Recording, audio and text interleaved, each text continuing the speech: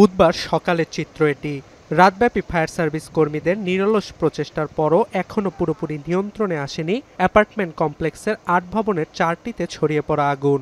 প্রচণ্ড তাপ ও ধোঁয়ার কারণে ফায়ার সার্ভিস কর্মীরা এখনও কমপ্লেক্সের উপরের তলাগুলোর আগুন নিয়ন্ত্রণে আনতে পারেনি বলে জানিয়েছে হংকং পুলিশ।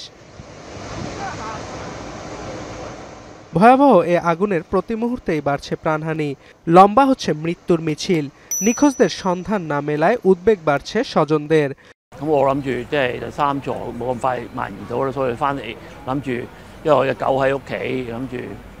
এদিকে অগ্নিকাণ্ডে গাফিলতির অভিযোগে ভবন রক্ষণাবেক্ষণের সঙ্গে সংশ্লিষ্ট নির্মাণ প্রতিষ্ঠানের ৩ কর্মকর্তাকে গ্রেপ্তার করেছে পুলিশ। কমপ্লেক্সটিতে বাঁশ ও পলিস্টাইরিন ফোম সহ অন্যান্য দাহ্য পদার্থের উপস্থিতি ছিল বলেও জানানো হয়।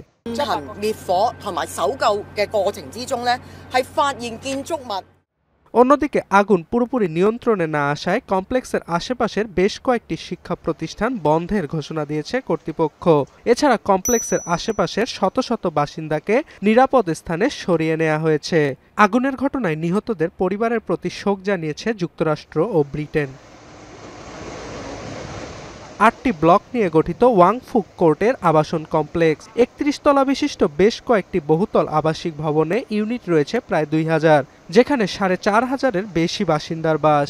স্থানীয় সময় বুধবার দুপুরে হংকংয়ের উত্তরাঞ্চলের তাইপো এলাকার ওই অ্যাপার্টমেন্ট কমপ্লেক্সে আগুন লাগে। অর্ণব প্রসাদ, এখন বিশ্ব। সানবিট সব দিবে সামাল।